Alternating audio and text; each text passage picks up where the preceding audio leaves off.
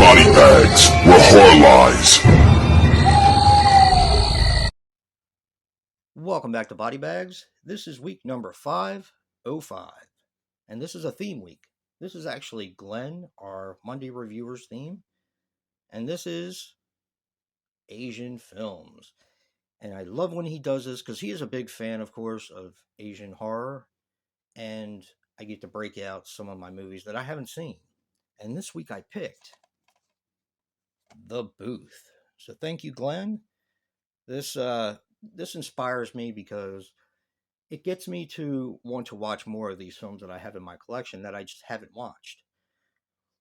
The Booth is a 2005 film, which runs approximately 74 minutes, and is written and directed by Yoshihiro Nakemura. Now, he was responsible for The 47 Ronin in Debt, Fish Story, and Route 225. Now, this stars Maeko Asano. He was in Shudder, Tokyo Gore Police, and Dark Water. Makoto Ashikawa. He was in Cold Fish, Simpsons, and Fireworks. And Mansaku Irakushi. They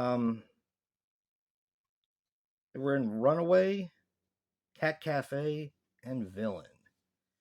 Now, this is from Japan, and these had to be Japanese ghost stories or Asian ghost stories. And this one I thought was really cool.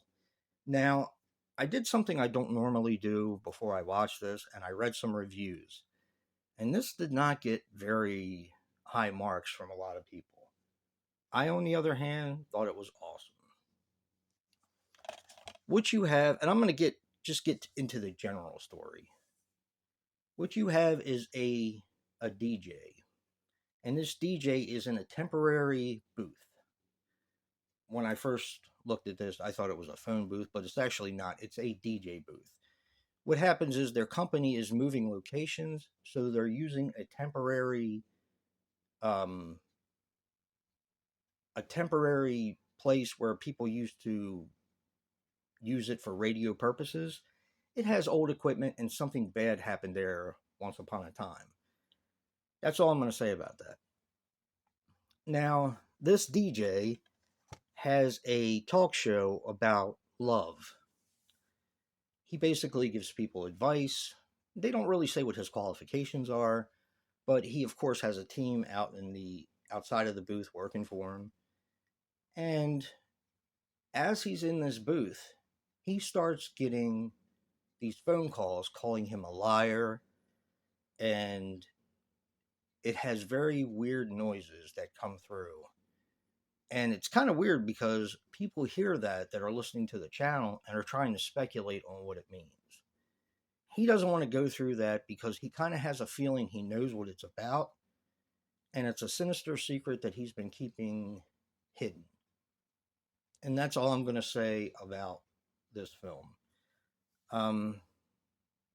This film I thought was great. I like movies that take place, like movies like talk radio that take place in a radio station where you have this suspense that builds up when this person is taking calls and you're not sure exactly what's going to happen. I mean, it just keeps building and building and building. And this is one of those films. And I'm really glad I picked this one. Like I said, I actually wasn't sure, but I read the back of it because it had to be a Asian ghost story, and it seemed like it pretty much fit the bill, and it definitely did. This movie is a lot of fun. I don't care what the other people said with the reviews that said it was kind of hokey.